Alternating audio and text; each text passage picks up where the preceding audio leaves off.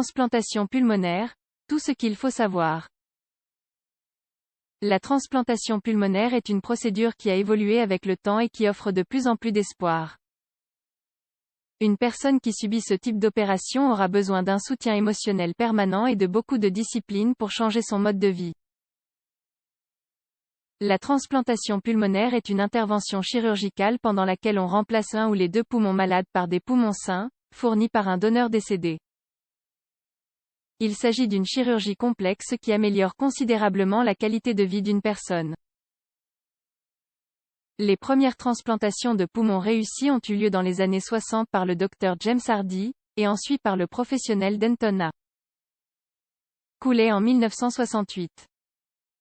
La première patiente était un bébé de 2 mois qui souffrait d'insuffisance cardiaque congestive et de pneumonie récurrente. Ce type de procédure s'effectue lorsqu'une personne a une maladie pulmonaire en phase terminale ou une pathologie grave qui s'est révélée résistante au traitement conventionnel. Dans tous les cas, le candidat à une transplantation pulmonaire doit remplir quelques conditions pour être éligible. Pourquoi pratique-t-on la transplantation pulmonaire? En général, la transplantation pulmonaire est appliquée lorsque tous les traitements disponibles pour corriger l'insuffisance pulmonaire ont été mis en place et ont échoué.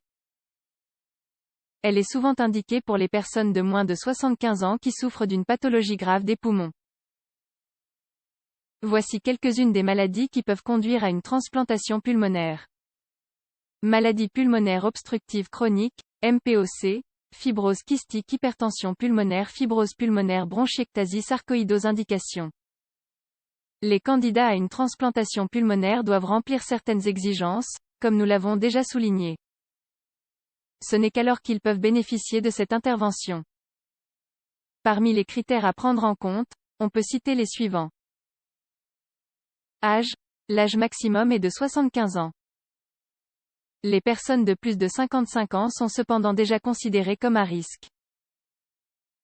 Indice de masse corporelle, il ne doit pas être supérieur à 35.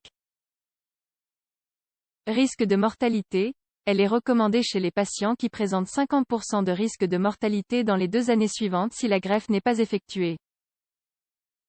Forte chance de survie après la transplantation, en fonction de l'état de santé général. Engagement, le receveur doit s'engager fermement à ne plus fumer, à ne pas consommer de drogues psychoactives et à participer à un programme de rééducation pulmonaire. Les personnes atteintes d'une infection active sont exclues. De même que celles qui ont souffert d'un cancer au cours des 2 dernières années ou qui présentent un grave problème de santé dans un autre organe. Ainsi que les patients qui souffrent de malnutrition ou qui ne disposent pas d'un réseau de soutien garantissant l'adhérence au traitement post-transplantation. Risque de la transplantation pulmonaire. La transplantation pulmonaire est une chirurgie complexe qui présente des risques considérables. Les plus importants sont le rejet et l'infection.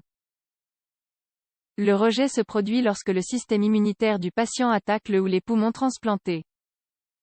Pour prévenir ce phénomène, on utilise des médicaments anti-rejet. Mais ils peuvent provoquer des effets secondaires tels que la prise de poids, des troubles gastriques ainsi que la pousse de poils sur le visage. Ces médicaments rendent également la personne plus susceptible de développer d'autres maladies comme le diabète, l'ostéoporose, l'insuffisance rénale et l'hypertension artérielle. Par conséquent, suite à une transplantation de ce type, le patient doit suivre des mesures d'hygiène rigoureuses et éviter le contact avec la foule ou les personnes malades. Enfin, un autre risque possible est la formation de caillots après l'opération en raison de l'augmentation de la coagulation sanguine. Quelles sont les différentes étapes? La procédure pour réaliser une transplantation pulmonaire commence bien avant l'intervention chirurgicale. Une fois qu'un patient a été évalué et jugé admissible à la transplantation, l'étape suivante consiste à s'inscrire sur une liste d'attente jusqu'à ce qu'un donneur soit disponible. En attendant le don, le patient doit suivre les indications médicales à propos de son mode de vie. Lorsqu'un poumon est disponible pour la greffe, sa compatibilité avec le patient est évaluée. S'il convient, la transplantation est effectuée. Préparation. Une personne inscrite sur une liste d'attente pour une transplantation pulmonaire doit se tenir prête à se déplacer à l'appel des médecins. il est donc conseillé d'avoir une valise prête avec les objets personnels et les médicaments réguliers. Lorsque le candidat arrive à l'hôpital, il subit un ensemble de tests pour vérifier la compatibilité. On évalue également son état de santé général. En cas de doute, la procédure peut être annulée. Si tout est en ordre, l'intervention peut être immédiate. Intervention chirurgicale. Dans le cadre d'une transplantation pulmonaire, l'intervention a lieu sous anesthésie générale. Si un seul poumon est remplacé, la procédure dure entre 4 et 8 heures. Dans le cas d'une greffe des 2 poumons, elle dure entre 6 et 12 heures. Les étapes à suivre sont les suivantes. On active un système de circulation extracorporelle. Une incision sur un côté du thorax s'effectue dans le cas d'une transplantation d'un seul poumon. Pour les deux, l'incision se fait sous la poitrine et atteint les 2 côtés du thorax. Ensuite, on retire un ou les 2 poumons puis on relie les vaisseaux sanguins et les voies respiratoires des nouveaux organes au corps du patient. Des sondes sont insérées pour drainer l'air, le liquide et le sang hors du thorax. Elles resteront en place pendant plusieurs jours jusqu'à ce que les nouveaux poumons se développent correctement. Enfin, une fois que les poumons fonctionnent, on retire le système de circulation extracorporelle. Étape post-opératoire. Le patient opéré doit rester à l'hôpital pendant une période allant de 7 à 21 jours. En général, il passe plusieurs jours en soins intensifs après l'opération. Néanmoins, chaque centre médical possède ses propres protocoles. Les premières 24-48e d'heure sont cruciales.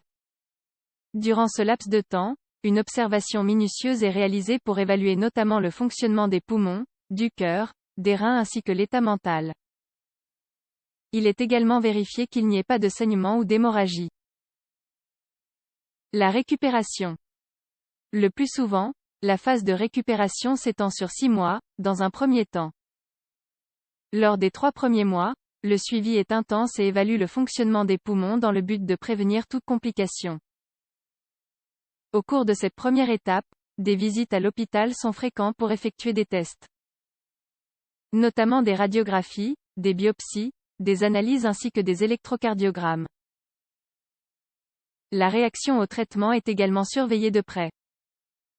Ensuite, le patient doit procéder à des ajustements dans sa vie, en prenant des immunodépresseurs et en suivant des thérapies et des consultations régulières. La première année qui suit une transplantation pulmonaire est la plus critique. Après cela, tous les risques commencent à diminuer. En général, il y a des visites hebdomadaires durant les 3 premiers mois. Puis trimestrielles pendant 1 an. Enfin, une visite annuelle lors des 5 à 10 années suivantes. Quel est le taux de survie après une transplantation pulmonaire? Selon les données disponibles, la durée de vie moyenne après une transplantation pulmonaire est de 5,8 années. Cela peut varier en fonction de la maladie antérieure de la personne. Celles qui souffrent de fibrose kystique survivent 8 ans ou plus après l'opération. Les patients atteints de pneumonie interstitielle idiopathique survivent en moyenne 4,8 ans. 32% des personnes ayant subi une transplantation pulmonaire vivent 10 ans ou plus. Le plus grand risque de décès survient lors des 12 premiers mois. C'est pourquoi, les contrôles sont renforcés.